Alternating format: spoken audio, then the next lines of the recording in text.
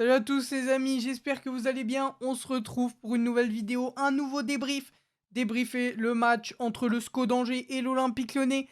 Un match où, voilà, on a senti un peu de retenue du côté de l'Olympique Lyonnais, un peu comment dire, pour pas être vulgaire, des salopes sur le terrain, voilà, si je peux me permettre, bien évidemment, à tous ces joueurs de merde qu'on fait une première mi-temps de mort, mais vraiment pas un.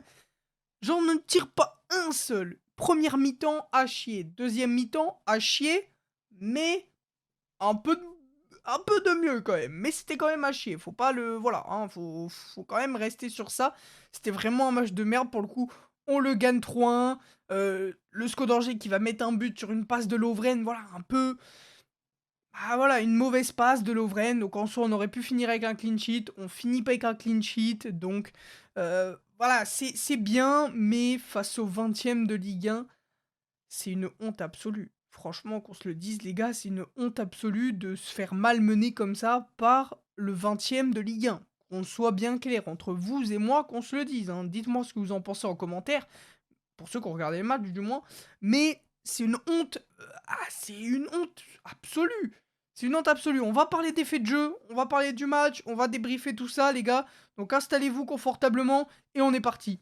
Bon, première mi-temps, individuellement, nul. Collectivement, nul. Tactiquement, nul. Mauvais, à chier. Première mi-temps, dégueulasse, horrible. Une des premières mi-temps les plus catastrophiques de ce début de saison. Vraiment. Et enfin, c'est un truc de fou.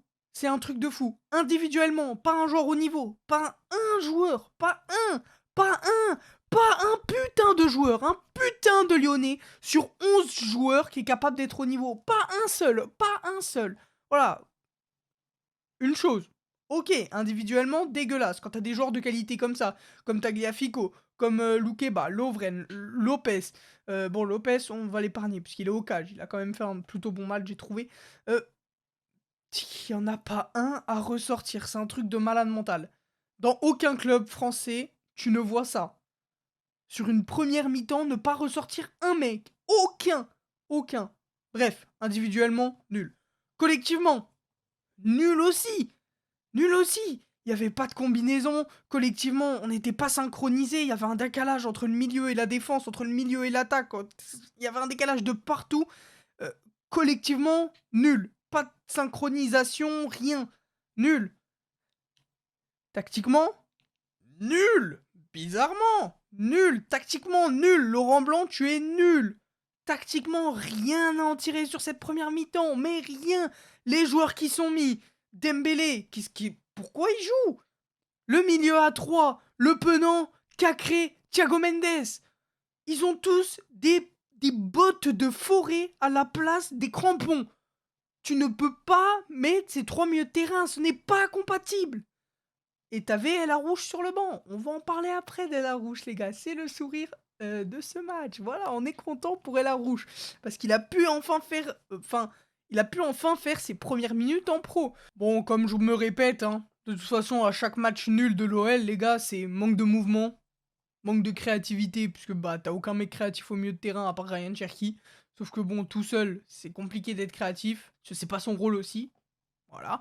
Mais il aurait fallu un milieu un peu plus créatif que trois milieux entre guillemets récupérateurs. Le Penant, c'est récupérateur. Thiago Mendes, c'est récupérateur.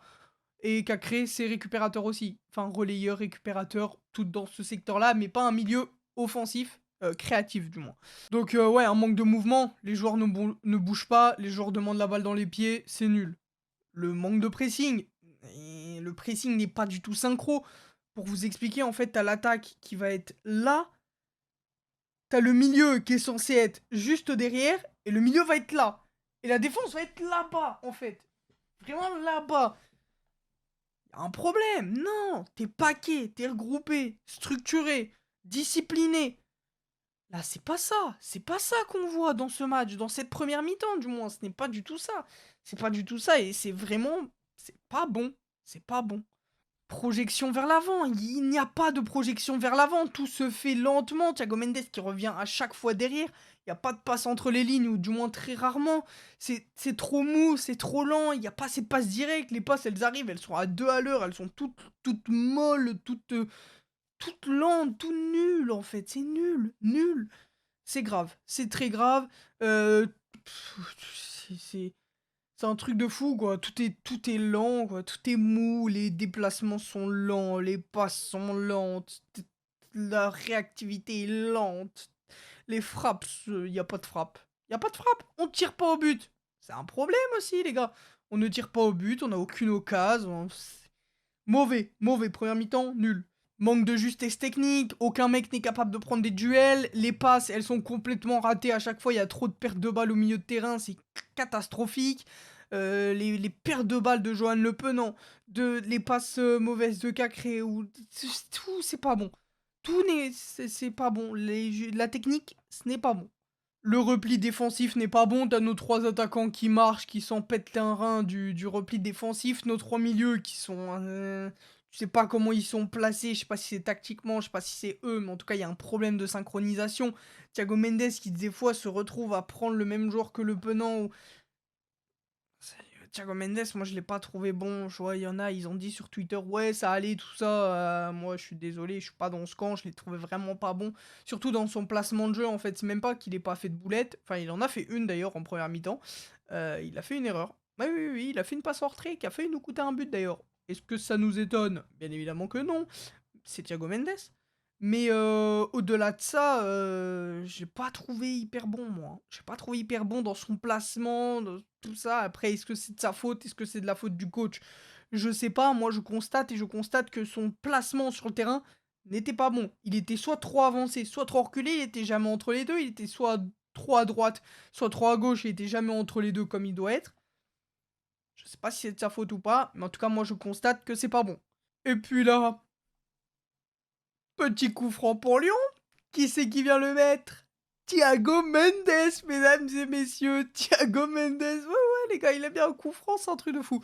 Il a mis un putain de coup franc. Un putain de coup franc, je sais pas, mais il l'a mis. Mais moi, c'est tout ce qui compte. C'est tout ce qui compte, les gars. Mets ton coup franc, c'est bien. 1-0 dans cette première mi-temps à chier. Retour au vestiaire, on mène de 1 but alors qu'on est vraiment à chier. C'est vraiment bien. Enfin, c'est bien. Dans le score, c'est bien. Dans la manière, c'est nul. Bon, deuxième mi-temps, globalement, nul. Pareil que la première, hein, manque de mouvement, justesse technique, tout ça, pareil que la première, exactement la même chose, les mêmes trucs, rien n'a été réglé, le placement des joueurs n'a aucun sens, la synchronisation des joueurs n'a aucun sens, donc je vais pas me répéter, c'est pareil que sur la première, c'est nul. Manque d'occasion franche également, c'est nul. Il y a peut-être un petit peu plus de maîtrise, ce qui peut faire penser que c'est peut-être un peu mieux, et encore, je suis même pas totalement sûr pour le coup, parce que Angers a aussi eu quelques occasions, aussi dominé par phase. Donc en soi, c'est peut-être dans les 10 dernières minutes où j'ai senti vraiment que l'OL était au-dessus, quand il y a eu 2-1. Parce qu'il y a eu 2-0. On va en parler d'ailleurs du 2-0, but d'Amin Sarr. Exceptionnel, Amin Sarr qui va pouvoir peut-être se mettre en confiance. En plus, il fait un superbe travail avec Barcola, il me semble. Donc c'est vraiment bien pour ces deux joueurs-là, qui vont pouvoir se mettre en confiance. Surtout Amin Sarr qui va pouvoir peut-être enchaîner plus que Moussa Dembélé. Ça serait bien. On espère que la confiance... Enfin, qu'il va prendre en confiance du moins, et qu'il va continuer à enchaîner. Donc, but d'Amin Sarr, 2-0 pour Lyon. Après, qu'est-ce qui se passe? Lovren qui fait une passe en retrait, absolument pas appuyée, mal fait, c'est récupéré par un Angevin et but de Angers. 2-1. 2-1 vers la 80e à peu près. Bizarrement, il y a 2-1. Lyon commence à jouer au football.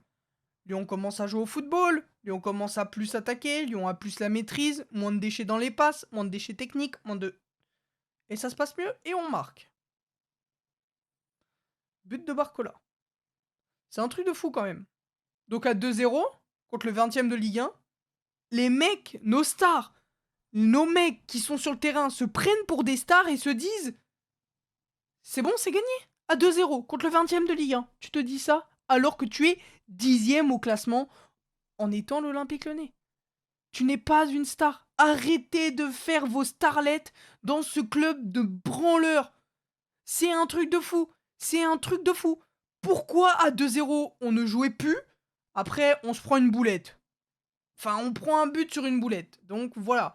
Mais et puis c'est dans l'enchaînement. Il y a 2-0, puis tout de suite après il y a 2-1. Donc voilà, je sais pas. Mais en tout cas, moi j'ai senti peut-être un petit relâchement. Et bizarrement, quand il y avait 2-1, ah là, Lyon a commencé à jouer. Et on a marqué. Donc, c'est bien.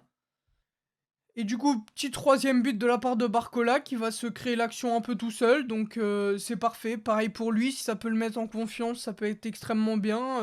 Il enchaîne bien, il est bon. Franchement, moi je suis fier de Barcola et je suis content pour lui.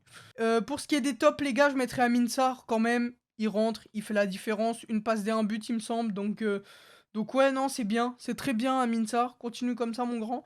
Et je mettrais Loukeba et peut-être Lopez. Voilà, Loukeba que j'ai trouvé vraiment pas mauvais pour le coup.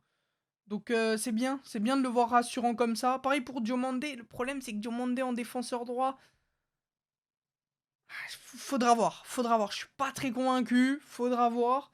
Je suis encore un peu sur ma faim et pour le flop, tout le reste, hein, c'était clairement pas au niveau. Tout le reste de l'effectif, c'était clairement pas au niveau. Par contre, on peut parler de l'entrée de Jeffinho qui était pas trop mal. Je sens que ce mec a du ballon, je sais pas, ça se sent. Un peu comme El Arouche qui est rentré, El Arouche qui est un des jeunes de Lyon que tout le monde attend de voir, que tout le monde dit que ça va être, qu'il est déjà très bon et qui peut potentiellement intégrer le groupe pro. Là, il a joué ses premières minutes en pro et c'est très encourageant. Il a fait une récupération, une montée de balle. Tu sens que le mec a du ballon quand même. Tu sens que le mec peut t'apporter. Tu sens, tu sens qu'il peut y avoir quelque chose avec ce petit crack, les gars. Moi, je crois fort en lui et toute la commune lyonnaise croit fort en lui. De toute façon, on sait très bien que c'est notre petit crack du centre de formation en ce moment. C'est le chouchou des supporters. Et voilà, on espère qu'il va pouvoir enchaîner en tout cas et commencer à intégrer officiellement le groupe pro. Parce que là, il fait les entraînements, mais peut-être pourquoi pas être dans tous les feuilles de match. Ça serait vraiment bien. Et ça ferait plaisir pour lui surtout, parce qu'il a fait une très bonne entrée. Il a eu que 2-3 minutes de jeu, je crois. 3-4 minutes, ouais. Et il a fait déjà une entrée plus que bien même. Donc c'est cool pour lui. Et Jeffinho, pareil. Tu sens qu'il a du ballon. Tu sens qu'il peut t'apporter quelque chose quand même. Donc j'ai hâte de voir tout ça, les gars. Merci à tous d'avoir suivi ce débrief. Prenez tous soin de vous. Des bisous. On se donne rendez-vous mercredi pour le débrief de Lyon-Grenoble, il me semble. Voilà, prenez tous soin de vous. Des bisous. Portez-vous bien. Bye tout le monde.